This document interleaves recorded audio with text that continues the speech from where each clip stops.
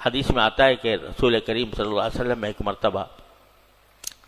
صحابہ کرام میں سے ایک صحابی تھے نوجوان، وہ بیمار ہوئے تو رسول کریم صلی اللہ علیہ وسلم ان کی عیادت کے لیے تشریف لے گئے۔ آپ کی سنت تھی، آپ کے صحابہ کرام میں جو کوئی بیمار ہوتا تو عیادت کے لیے جاتے۔ مسلمانوں کا، ایک مسلمان کا دوسرے مسلمان پر حق ہے، یعودہ اذا مرض، کہ جب کوئی بیمار ہو تو اس کا بھائی اس سے عیادت کے لیے جائے۔ اور فضیلت بہت ہے کہ حدیث میں آتا ہے کہ جب تک کوئی بندہ کسی مسلمان کی عیادت کے لیے، بیمار پرسی کے لیے جاتا ہے تو وہ جنت کے باغ میں ہوتا ہے۔ اور ایک روایت میں 70,000 فرشتے اس کے لیے دعا کرتے رہتے۔ تو رسول کریم صلی اللہ علیہ وسلم اس نوجوان کی عیادت کے لیے تشریف لے گئے۔ حدیث میں لفظ ہے کہ نوجوان تھے وہ۔ اب رسول کریم صلی اللہ علیہ وسلم کا مقام دیکھو، اور ایک چھوٹے نوجوان اس کی بیمار پرسی کے لیے تشریف لے گئے۔ تو پوچھا کیف تجدک، اپنے آپ کو کیسا پا رہے ہو، یعنی کیا حال ہے تمہارا؟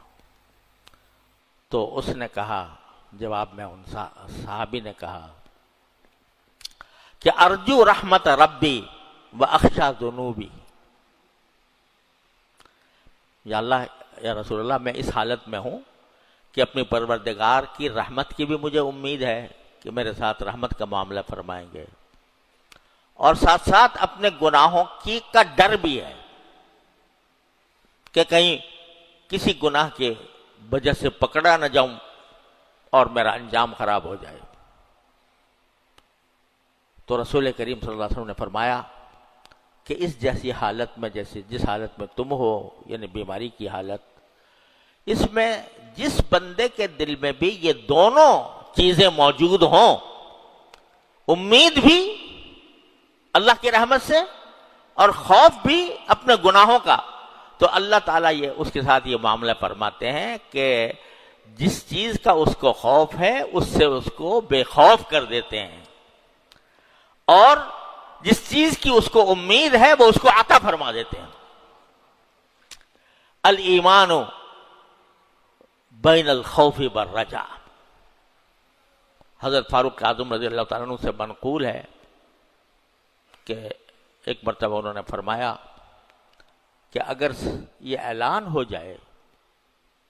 کہ جتنے بھی لوگ ہیں وہ سب جنت میں جائیں گے سوائے ایک آدمی کے، سب جنت میں جائیں گے، ایک آدمی ہوگا جو جنت میں نہیں جائے گا، جہنم میں جائے گا، تو مجھے ڈر ہوگا کہ کہیں وہ شخص میں ہی نہ ہوں، یعنی وہ شخص جو جنت کے بجائے جہنم میں جائے گا، ایک ہی آدمی ہوگا، تو مجھے خوف ہوگا کہ کہیں وہ میں نہ ہوں۔ اور اگر یہ اعلان ہو جائے کہ سارے لوگ جہنم میں جائیں گے، صرف ایک آدمی جنت میں جائے گا، تو مجھے امید ہوگی کہ میں وہ شخص ہو جاؤں۔